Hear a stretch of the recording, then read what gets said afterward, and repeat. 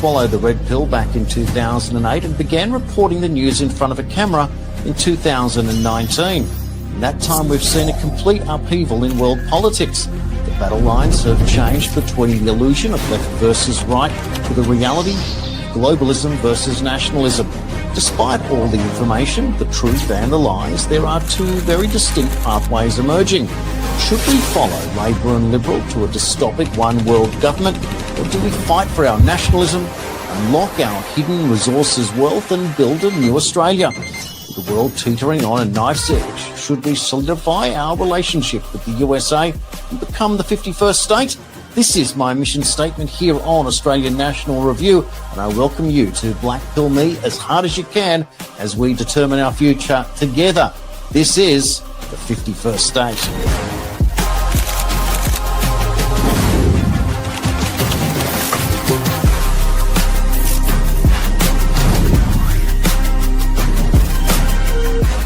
Hello and welcome to the 51st State. When I first heard the word Arabella, I thought that's a pretty girl's name. But when I heard of Arabella Advisors, well, had I heard of it? Probably not. And that's strange, since they've done a lot to destroy the world you grew up in. You should so read this book. Well, that came from Tucker Carlson. Arabella is a major player in battles over Supreme Court nominations, environmentalism, abortion, Medicare for all, fake local news outlets, zuckbucks that manipulate election officers, lawsuits brought by Democratic super lawyer and Steele dossier booster Mark Elias, and much, much more. We are at the cusp of some form of a great awakening where the truth shall set us free. Cliche or not, or perhaps like squeezing a pimple on your face. There you go. Something is going to burst and the world won't know what is coming straight after. Mixing metaphors, who cares? Because what is happening is that the truth is finally seeping out. How do you control it? Was it a case of Doge exposing USAID and the dark money funneling?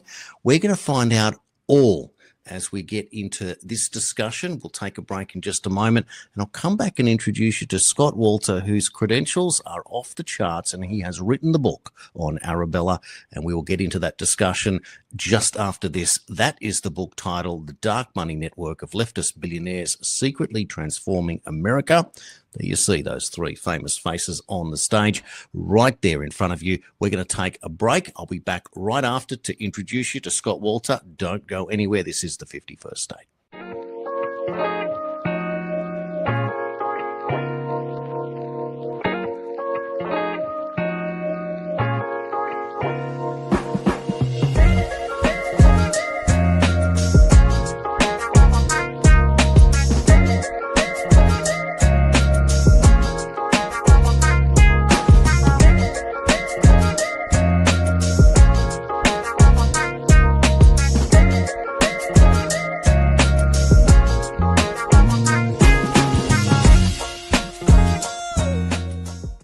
Australian National Review is Australia's first real free and independent press. One with no editorial control by the elite, but a publication that can generate critical thinkers and critical debate, and hold those spreading mistruths and deliberate propaganda in mainstream media to account. News with a difference that will be educational, compelling, and create a platform for political and social change in this country, and address the real issues facing this country and the world. And welcome back to the 51st State. Let me tell you about Scott Walter. He is the author of Arabella, The Dark Money Network of Leftist Billionaires Secretly Transforming America.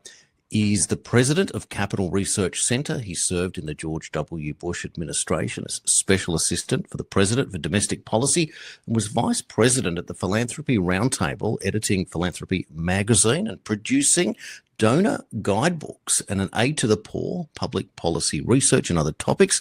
He's testified on dark money nonprofits to the US House and Senate, to the IRS and state legislatures, and he has written for and been quoted in such outlets as the New York Times, Washington Post, Wall Street Journal, and the Chronicle of Philanthropy. He's also a Georgetown graduate, and he lives with his wife and children in Virginia. Scott Walter, welcome to the 51st State. Great to be with you, Jason. Well, thanks so much, Scott. The timing of this discussion is simply next level. I mean, we only saw a little over a week ago this headline popping up in the New York Times that the Gates Foundation quietly cutting ties with a firm linked to the Democrats. Officials making no mention of politics and cutting ties with a network of non-profit funds, but Bill Gates has made other moves to insulate the charity from political pressures. We also learnt, Scott, that there was a secret meeting in the White House with Donald Trump, the second since he took office for the second time. 3 hours long. What's he talking about? But this is just opening up a Pandora's box. One would think Bill Gates and Donald Trump don't necessarily see eye to eye. What do you think's going on there? Well, it's fascinating. I will say I have definitely heard from very good sources that the Gates Foundation for months has been terrified that the Trump administration was going to take their tax exemption away, which even when you have tens of billions of dollars is a very big deal. And so I think that part of it is that they're scared. The other part, of course, is that Gates very much preferred the pre-Trump world in Washington, where he could get his way most of the time on all sorts of things. That's another problem for him, right? He has to adjust to this new environment. What's so fascinating is this the networking that goes on in these relationships. So you don't have to do a whole lot of digging to realize that Bill Gates had a relationship with Jeffrey Epstein. It goes back over a decade. There was a relationship whereby he was introduced by Epstein to the former Norwegian Prime Minister, who became the leader of the Nobel Peace Prize Committee. And there was speculation that that was the purpose of this particular relationship.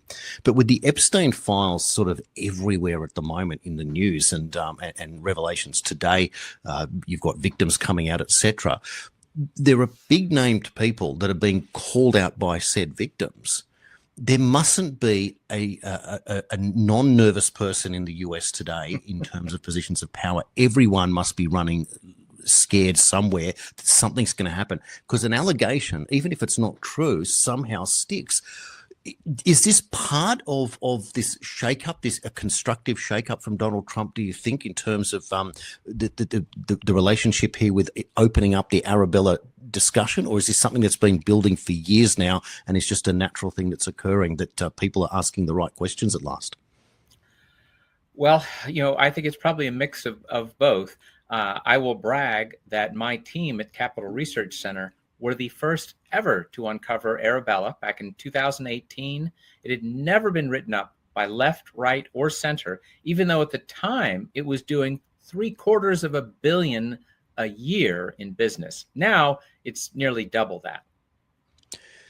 These numbers are staggering. Now, when you say business, if these are working as dark money types of charities, are they given money, or do they raise money from wealthy people as part of a philanthropic endeavor? How do they get the money in the first place, and what are they doing with it? Well, let me give you the 20-second picture of the Arabella setup, right? You have to think of a pyramid. At the top of the pyramid is Arabella Advisors. That's a for-profit consulting firm, Beltway Bandit, we say in Washington, right? That creates and operates everything below it in the pyramid. In the middle of the pyramid are half a dozen nonprofits of different legal types. That's where the money goes in. A Bill Gates, a Zuckerberg, a Soros, and many, many more, including lots of the big foundations like Ford and MacArthur foundations.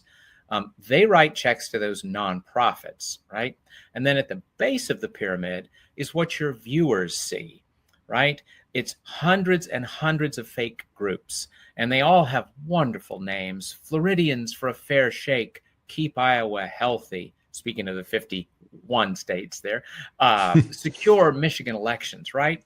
They want folks in those states to think that their neighbors are up in arms about something, right? In fact, it's just some goofball at his desk in DC who's created a little website and bought some Facebook ads, and that's it. It's a Wizard of Oz kind of illusion. Many would have suspected that that was the case, but the sheer magnitude of the money that's been thrown around would almost dismiss that argument completely. We only heard a few months ago that Stacey Abrams had $100 in an account and was awarded $2.1 billion. Is this an example of what you've just described? Yeah, that is not itself an Arabella entity, but it's the same idea of the left. People have to understand nonprofits are massively richer and more important in American politics than the political parties.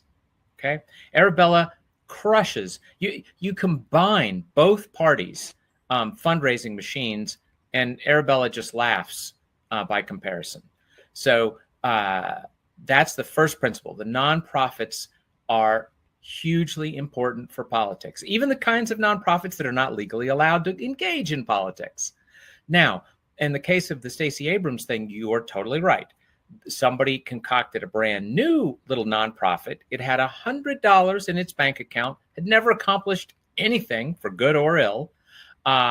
When the $2 billion plus award is given by the Environmental Protection Agency, saving the planet by enriching our friends. And the entire slush fund, that was the Greenhouse Gas Reduction Fund. The entire slush fund was $27 billion, and poor Stacey's having to make do with just 2 of the $27 billion. Again, staggering. Now, just to sort of paint a very obvious picture, if you are awarded $2.1 billion in a fund, and it's your fund, then you can appropriate the money any way you see fit, which would include paying yourself and others substantial salaries because you've got to do the work, therefore. How much is this scrutinized and held to account, or once that money's through the front door in this behemoth of a system, is it just anything goes? Is it the Wild West? Historically, it has absolutely been the Wild West. And one political party that loves government, perhaps one reason they love it so much is because they have so enriched themselves and their friends off of it. It's not that you can't find Republicans examples like this, but honestly, they're just much rarer. For instance, I work for a think tank that's been in Washington, D.C. for 4 decades, never taken a penny of government money. The Heritage Foundation, far bigger than we are, and been around for at least as long, they've never taken a penny of government money. So the left really uses this to maintain and build out their political infrastructure to an astounding degree, and it has not been paid attention to historically at all.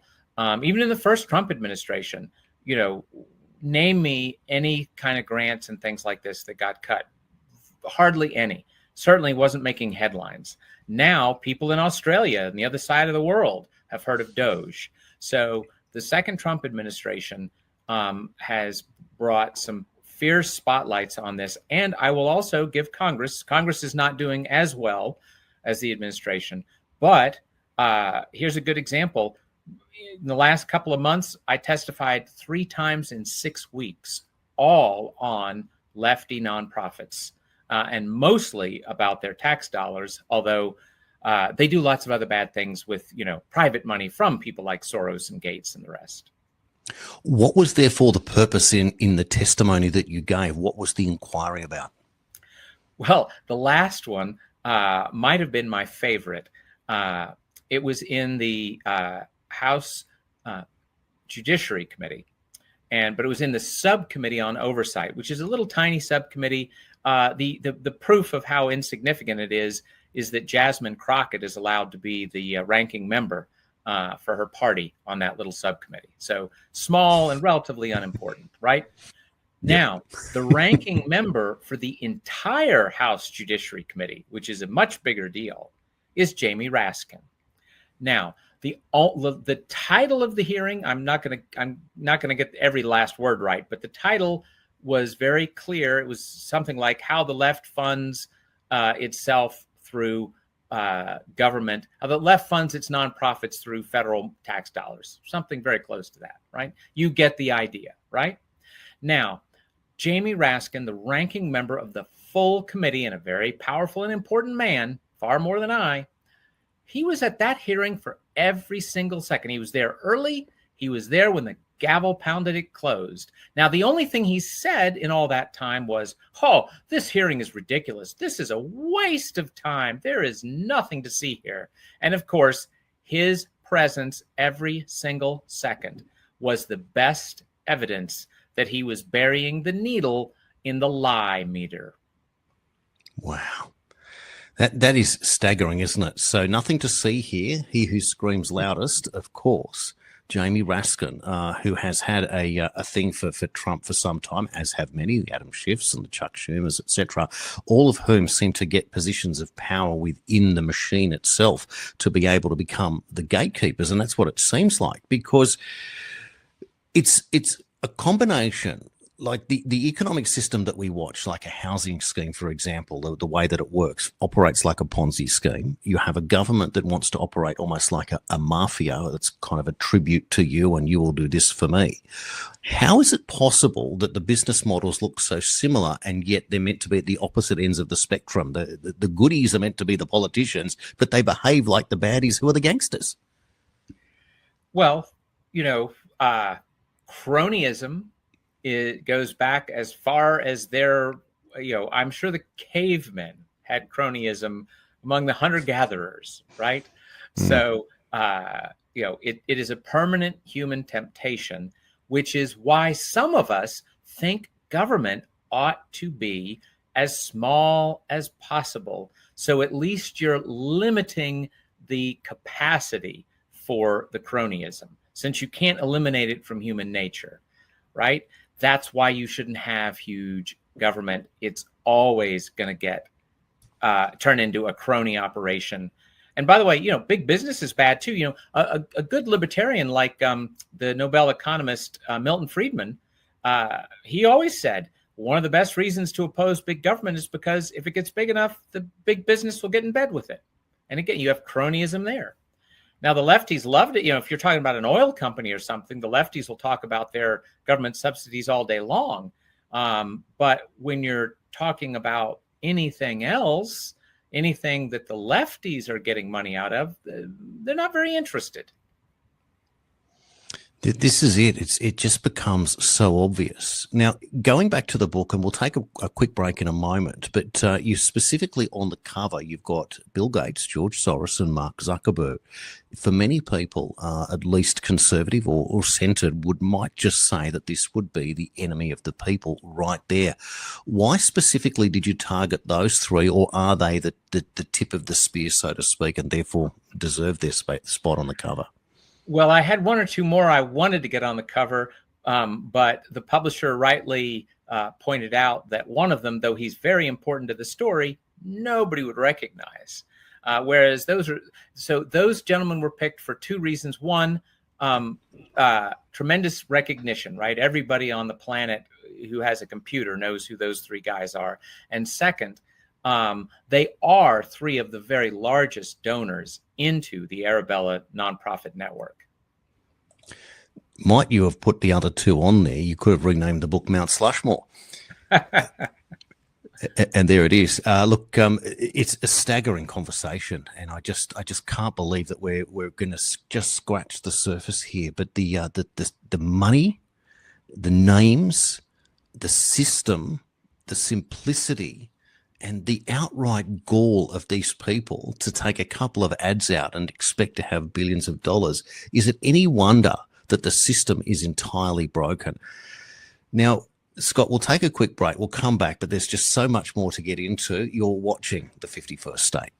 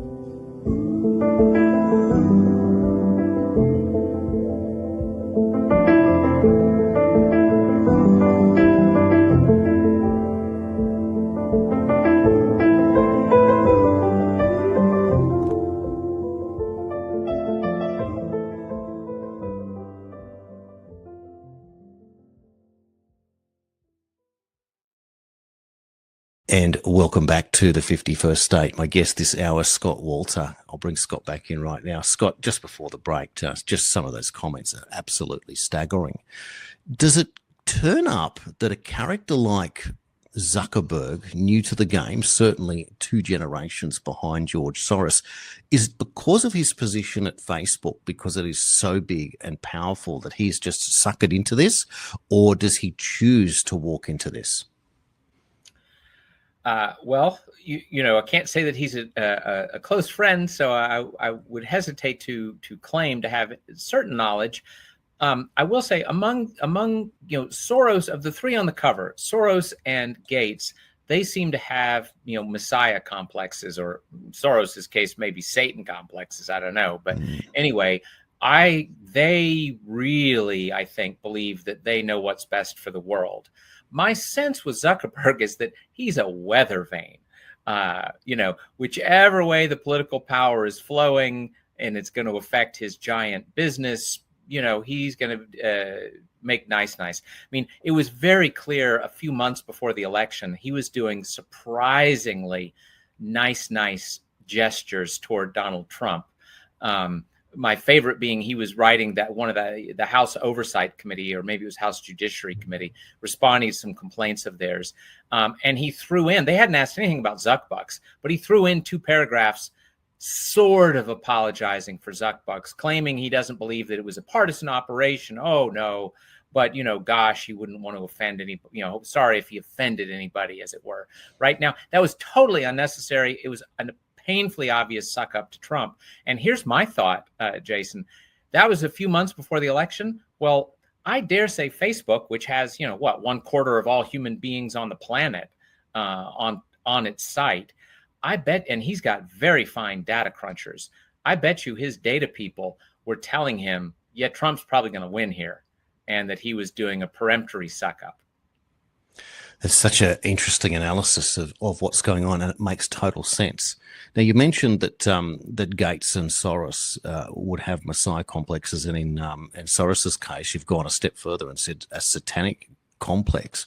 It's really interesting at the moment, certainly here in Australia and around the world, with what we've seen with Israel and Palestine. And in many ways, there is criticism of both sides. Trump again today calling out Hamas to return the hostages.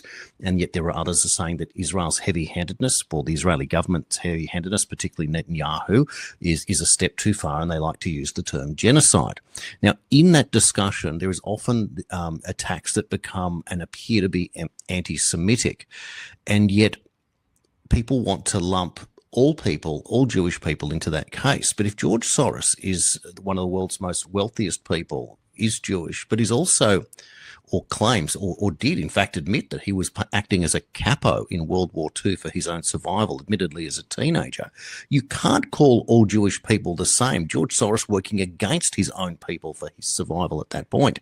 And therefore you set a satanic complex. So what I'm trying to say is that there are good people and there are bad people everywhere. And it doesn't necessarily matter what your upbringing is, your religion, your belief structure. But when you make a comment that George Soros has a satanic complex, that separates him from probably 99.9% of all other Jewish people, therefore. And therefore that whole argument evaporates. It's not real. This is entirely about George Soros. And he has been targeted once again in relation to the Steele dossier and the setting up there of Russiagate, etc. He's been named in it, and Trump is even talking about him. Where does this go in terms of the Arabella work, the money involved in the dark money? Is this the same money that's involved in supposed philanthropic works, but also the dirty, dark underbelly of politics, in this case, trying to frame the president of the United States? Well, I believe you mentioned earlier about Mark Elias, who, of course, is typically referred to as Democrat super lawyer, right? One of the 2 or 3 most powerful lawyers in the whole Democratic political world. He was the lawyer for the Clinton campaign when they were getting the Russiagate hoax going and the Steele dossier stuck into the intelligence services in this country. Surprise, surprise. He uses, remember at the bottom of the pyramid, all those little fake groups, right? Well, there are two of them with the name Democracy Docket. And if you can't trust somebody who gets intelligence agencies to break laws in order to hurt their political opponents a champion of democracy, who can you call a champion of democracy? But so Elias has both a 501c3, that's a charity for normal people, but legally 501c3 from the tax code, and also a 501c4, that's a political nonprofit like the National Rifle Association or League of Conservation Voters. He has two little fake groups with the Democracy Docket name ensconced at Arabella, and they so the Arabella nonprofits can take in money and then hire democracy champion Mark Elias to do the work he wanted to do anyway. And by the way, Elias has also done legal work for the Arabella Advisors company and for one of its foreign billionaires, not a legal citizen in the US, and therefore not someone who should be messing with our politics at all. But a man named Hans-Jörg Wyss, who's given 260 million plus into the Arabella network over the years. So guess who his lawyer is? Yes, Mark Elias. So this is just, it's amazing, amazing work. Oh, by the way, the same foreign billionaire, Mr. Wyss, has given another $250 million to left-wing nonprofits outside the Arabella network. So, and those nonprofits, of course, are big players in things like state ballot initiatives, which the Democratic Party has been using in recent years as their main get out the vote mechanism.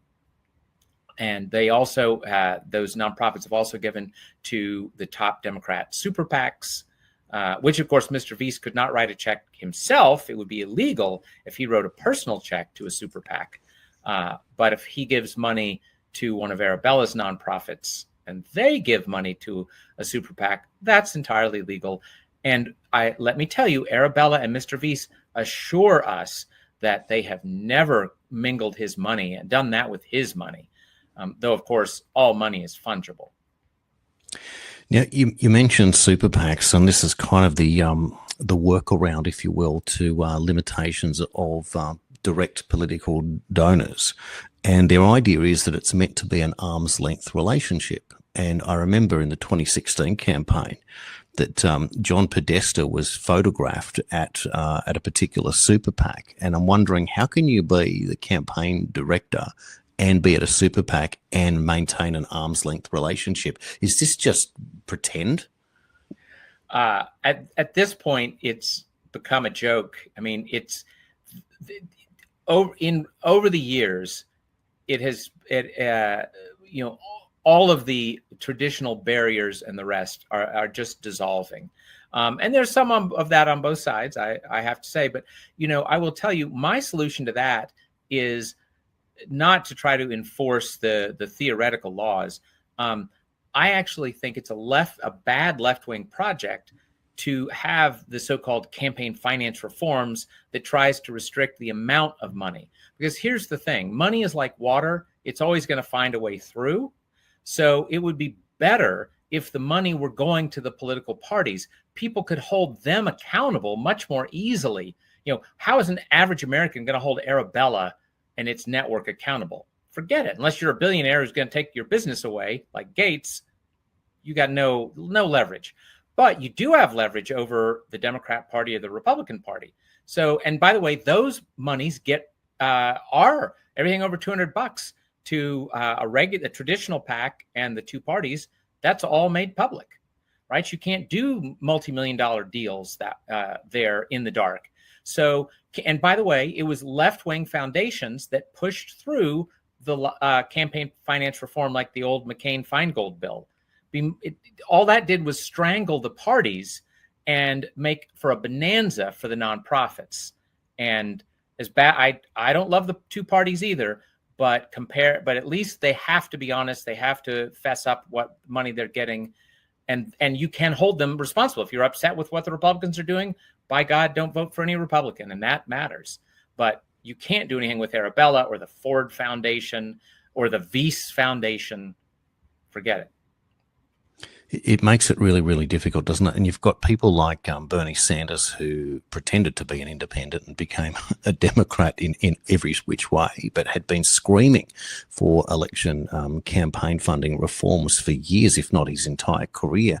Is there anything that Sanders has said that could actually work? Anything that who has said? Oh, Sanders has said. Bernie Sanders, No. yeah. Oh God. I mean, well, and of course, he's for he's for government funding of elections, which is, at least we have almost none of that. We have a little. We don't have as much as people like him would like. The instantly obvious horror of that is, so you mean the incumbent politicians get to take your tax dollars and give it to themselves and their party members to campaign for re-election? I don't think that's going to make for a better world somehow. Now, earlier you talked about shrinking government, something that many of us grew up and understood that was what Ronald Reagan, that was kind of his centerpiece. And in many ways, Trump using Doge to then take out USAID and trying to cut his Reagan 2.0, potentially even on steroids. To reduce government simply because of cronyism and then to create efficiency, isn't that the great oxymoron that more government means we're worse off? And why is it that we can't understand that? Well, we can slightly understand it, but the problem is when the rubber meets the road for any kind of government contraction, or even just remember, Reagan didn't remotely cut the government. He ever so slightly slowed the rate of growth of government, right? That was all he was. And it was fierce to do that. And there were people in the streets in outrage. The central problem is that for any given cronyism, slush fund, this, that, and the other, for any given one of them, even the $27 billion greenhouse gas reduction fund that Stacey Abrams' friends got money with, if you cut that immediately, the benefit to any given citizen or taxpayer is tiny, right? You don't even, I won't know it. I'm not going to look at my tax bill and say, ooh, I can see exactly where Doge cut this. And of course not. It doesn't work that way, right? People don't know the good that's coming from the cuts, or they don't feel it, and they certainly don't feel it. But the folks who had their gravy train cut off, they know extremely well, and so do all the lawyers and the nonprofits that they've got screaming in their name that, children and puppies will die unless you turn that spigot of tax dollars back on. That's just a huge problem. Do you look at this current Trump administration as potentially having the opportunity and the determination to make significant change, or is this just another cog in the great big wheel? Well, they're already, just in a few months, they've already done more than they did in 4 years last time. So they have really leveled up in their seriousness and their work on this. At the same time, the swamp isn't called the swamp for nothing. And, it isn't just the administration that has to do a good job here. Congress has to do a good job. And many Republicans in Congress are big problems and big obstacles for exactly this reason. Like, you're cutting this funding that's going, some of that funding goes to my state, and the people in my state who are in risk of losing it are screaming at me, and they're going to go out and campaign against me.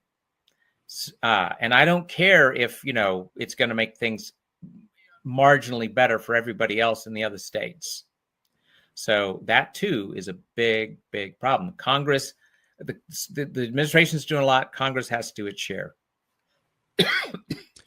Now, If the Epstein files are going to reveal some very powerful names involved there, could that explain the reason why this system is in place, that intelligence agencies, big money, big powerful people, it is just a great big nest, and people like Bill Gates associating with Jeffrey Epstein, etc., is one leading the other, or is it just a complete free-for-all in the land of opportunity? Well, I certainly don't have the inside skinny on all those questions, but here's what I would say. When you look at Arabella Advisors and similar left-wing networks like the Tides Foundation Network and the rest, there is one almost perfect pattern, and that is less power, less authority, less freedom and responsibility for people at the state level, and local level, the neighborhood level. They are never trying to get more people in Pascagoula to have more power over their lives. They are always about centralizing power in Washington. And of course, if you're a Soros or a Gates, it is so much easier to manipulate Washington, D.C. than it is to manipulate all the Pascagoulas and Paramus and all, and on, Portland and on. So you don't want ordinary people to have the power and authority in their lives. You want Washington to have it all because you can manipulate that so much more easily for the kinds of reasons that you're talking about. So the last question, therefore, is the motivation entirely, therefore, profit, power, messiah, satanic complex, or is there something else there to control the human species? Well, if you go back to folks like Plato and Aristotle, if you read Jewish and Christian scripture, there's a recurring theme in there. St. Augustine was great on this. He had a great Latin name for it, libido dominandi, lust for power. And it's infinite, right? The average person thinks, well, if I were a billionaire, I'd be lying around on my yacht and I wouldn't be bothering anybody except, maybe some pretty girl on the other side of the pool. Yeah, apparently it doesn't work that way. If you were a billionaire, you might not be satisfied with the yacht. You might want a lot of power and control over a lot of people's lives. I mean, think of Gates's idiot thing about we're going to put dust up in the atmosphere to save us from global warming. I mean, right? Like, what kind of nutty messiah complex do you have to talk about these things with a straight face? And this is the thing, and everywhere that man walks, he is revered. He came to Australia a couple of years ago and sat before the Lowy Institute and waved his hands about and was asked these, simple questions. And he said, I don't think we're going to get to 1.5 degrees. It'll be more like 3.5 degrees. So suddenly he's going to turn, the temperature of the Earth's going to jump by 30%, all because our carbon dioxide is going to go from 432 parts per million to 532 parts per million. I mean, it's entirely absurd that this is the case.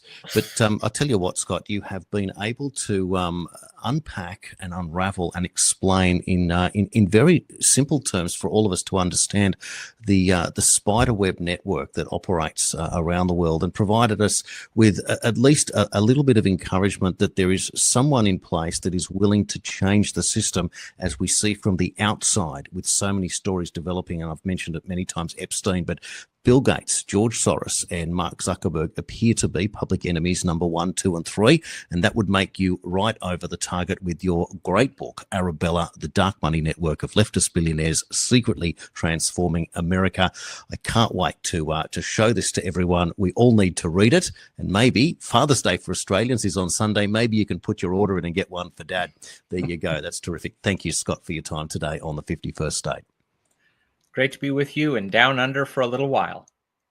Thanks very much. Well, we're going to take a quick break and we'll have more after it. Don't go anywhere. This is the 51st State. Australian National Review is Australia's first real free and independent press. One with no editorial control by the elite, but a publication that can generate critical thinkers and critical debate, and hold those spreading mistruths and deliberate propaganda in mainstream media to account. News with a difference that will be educational, compelling, and create a platform for political and social change in this country, and address the real issues facing this country and the world.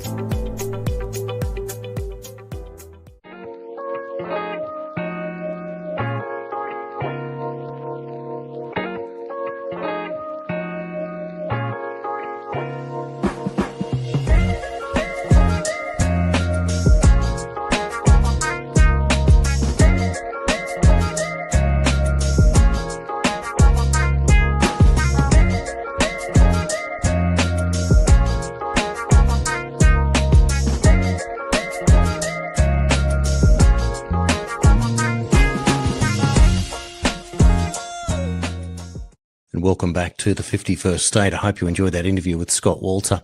Well, there has been a lot going on over the recent months trying to work out if we're ever going to see actual accountability and justice in the United States.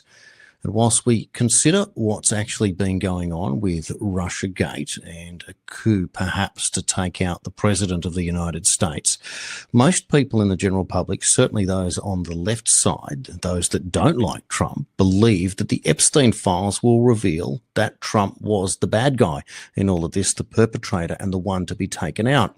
Many of others who are watching along and have been watching for years and years and years realise that that might not well be the case and have then done all the deep digging and determined that Trump isn't involved despite his associations in the past, and mainly because the fact that he had removed Jeffrey Epstein from Mar-a-Lago over certain situations of his poor behaviour, including hitting on the underage daughter of a staff member.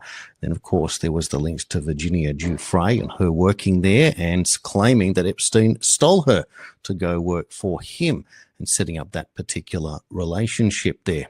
Of course, Virginia Giuffre had lost her life, took her own life earlier this year in another tragedy.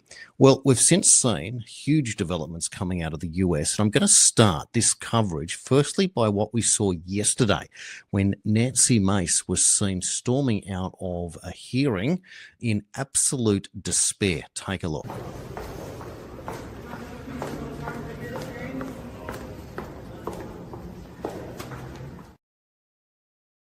Quite tragic. She looks really taken there, quite sad. Let me show you some information that she has since shared.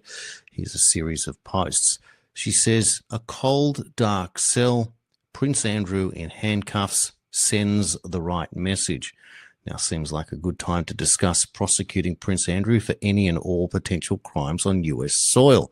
So what exactly did Nancy Mace hear? She's also said that since it's already been reported, yes, I left the oversight briefing with Epstein victims early. As a recent survivor, not 2 years in, I had a very difficult time listening to their stories, full-blown panic, sweating, hyperventilating, shaking, I can't breathe. I feel the immense pain of how hard all victims are fighting for themselves because we know absolutely no one will fight for us. God bless all survivors. And there you go. That is in response to the House Oversight Committee dropping over 33,000 pages of Epstein files. She says, as a survivor, I stand with victims demanding justice and full transparency. Well, meanwhile, she also shared this post here, which says that President Trump is the one who banned Jeffrey Epstein from Mar-a-Lago. President Trump is the one who cooperated with the feds to get this guy. President Trump is the one who committed to protecting women and kids. And here, responding to this particular tweet there from Eric Dougherty, breaking Epstein survivors gave an answer to NBC and Democrats are fuming because the narrative is done. Question, did you see here of Trump doing anything inappropriate in relation to Jeffrey Epstein? Well, let us play for you a little bit of that right now. I do have to ask, and I know, and it's just something that I think we're compelled to at this moment, with the attention on President Trump, with these questions around a pardon. Did anybody see or hear of the president himself doing anything inappropriate as it related to Jeffrey Epstein? No. There you go. No inappropriate behavior from Trump. So what are the Democrats going to do now? Are they going to continue, or are they going to pretend it never happened? And this is the point, because those that support Trump would say that if he is guilty of such crimes, take him out along with everyone else. The truth shall set us free. But the reality is, here, the Epstein victims are saying, no, he wasn't involved. No inappropriate behaviour. Nancy Mace then went on to show us a poll that she put out there. Can we also agree child rapists get the death penalty? Look at that. 93.8% said yes. 3.6% said no. 2.6% said they were undecided. Why would you answer a poll and be undecided on such an issue? You either are or you aren't, but maybe they want more time to see what others are thinking to therefore determine how they will think. Well, let's now play for you some of the details that have developed this week. Here is James Comer explaining who has been called to give evidence before the House Oversight Committee. We subpoenaed 6 former attorneys general, as well as Bill Clinton and Hillary Clinton. We've expanded that to Alex Acosta. Acosta's coming in, I believe, September the 19th, 16th or 19th. We've got that date down. I know that we'll have a lot of questions for him. with respect to an earlier Epstein prosecution that he was involved in when he was U.S. Attorney. We have the documents, the initial batch that had been sent by the White House. As you know, we also subpoenaed Pam Bondi for those documents. The White House is working with us. I want to publicly thank the White House for turning over so many documents thus far. We're in the process of uploading those documents for full transparency so everyone in America can see those documents. It's as quick as we can get them uploaded, and as the Speaker said, they're 34,000 pages. So we're doing everything we can to get those uploaded. We want those to be public as soon as possible. And then we're going to continue to bring in more people. We learned of some additional names today. We're going to do everything we can to give the American public the transparency they seek, as well as provide accountability in memory of the victims who have already passed away, as well as those that were in the room and many others who haven't come forward. So we're sincere about this. This was a 2.5-hour discussion. It was as bipartisan as anything I've seen in the 9 years I've been here. Appreciate the Speaker for giving us the authority to seek out everything that I think you all want and the people that I talk to as I travel America want. We're going to do everything we can to get the answers and to do it as soon as possible. Meantime, let's hear from Marjorie Taylor Greene, who spoke alongside some other victims earlier today. Justice, and the women behind me have never received justice. And do you want to know why? It's because Jeffrey Epstein somehow was able to walk among the most rich, powerful people, not only in America, but foreign countries. Yesterday, I heard countries like Saudi Arabia, Russia, and even Israel, and other countries. The truth needs to come out, and the government holds the truth. The cases that are sealed hold the truth. Jeffrey Epstein's estate holds the truth. The FBI, the DOJ, and the CIA holds the truth. And the truth we are demanding come out on behalf of these women, but also as a strong message to every innocent child, teenager, woman, and man that is being held captive. Staggering, isn't it? There was a time when people did not want to know. You mentioned the name Epstein a few years ago, blank faces. Now it seems almost everyone wants to know. What's changed? Is it because simply that they smelled Trump blood in the water and that was what led them down the path? It certainly appears that way. But again, it's all about the victims, of course, and now they're not afraid to tell their stories, as you're going to see right now. Let's play for you just a couple of people we heard from today. Transparency is justice. Release the files, end the secrecy, and stand with us in declaring that no one, no billionaires, no politicians, not world leaders, is above the law.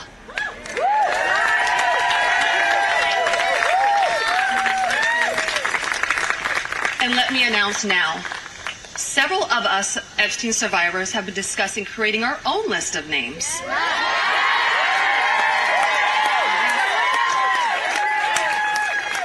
We know the names. Many of us were abused by them.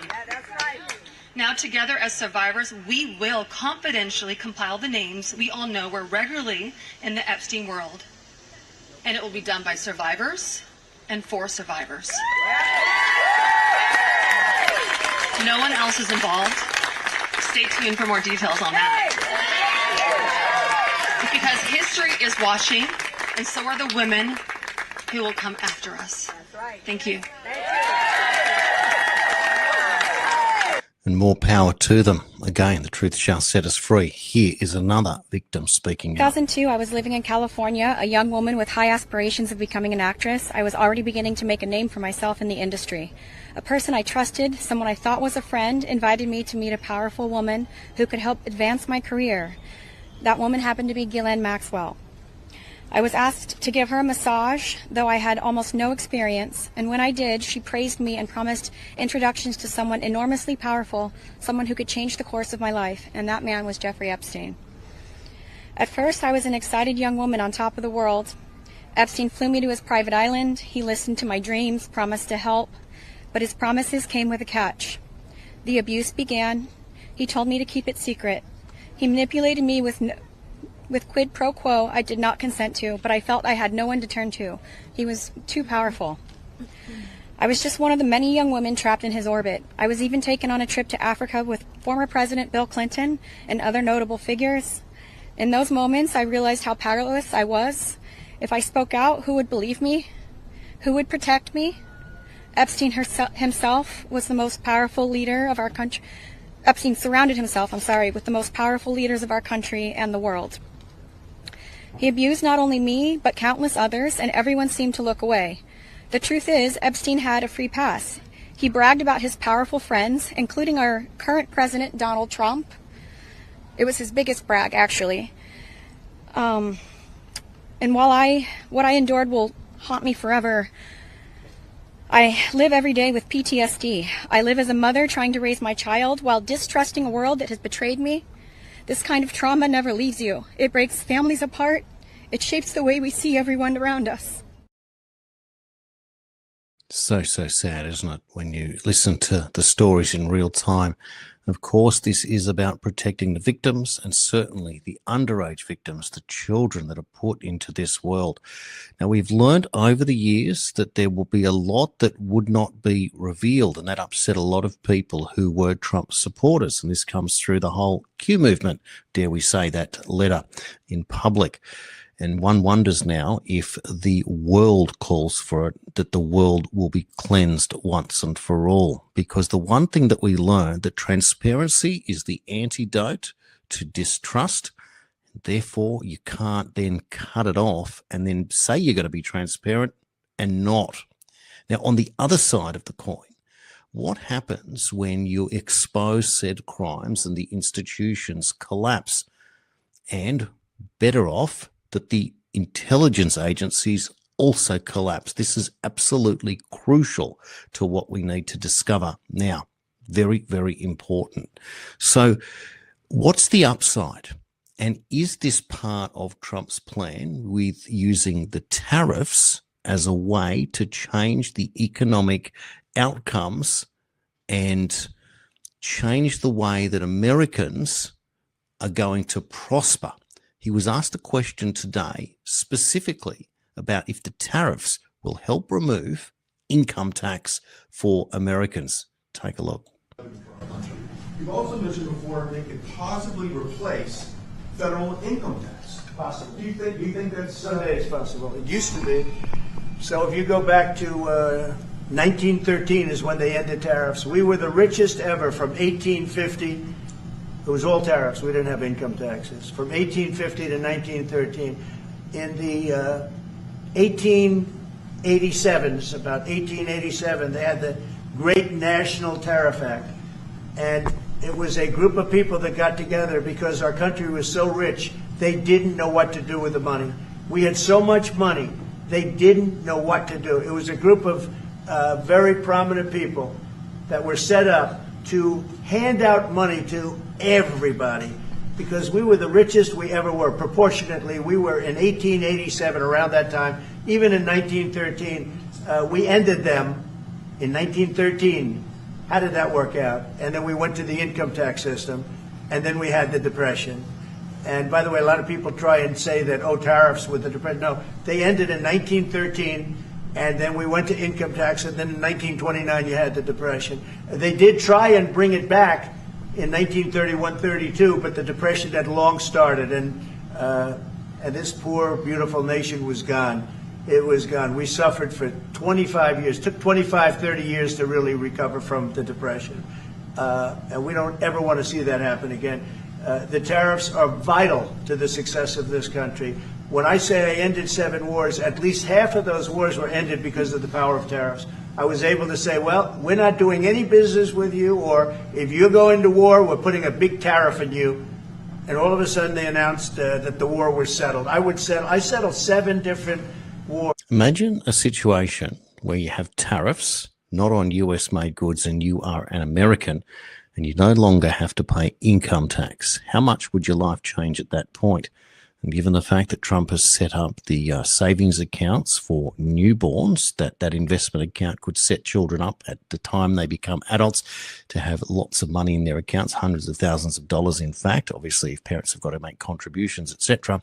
And you use that to build wealth. And clearly, this is a structure to build wealth, which is the antidote of the hopelessness that we have seen coming out of the West over recent years, the financial nihilism, the giving up of our kids and thinking that that is the best that you're going to get in a system that is fundamentally broken. So Trump, whilst revealing in how he's doing it and bearing the weight of what is going on, and yet there are many more problems to unravel, but we've never been in such a strong position to see what is unraveling in the US as we watch in real time right now.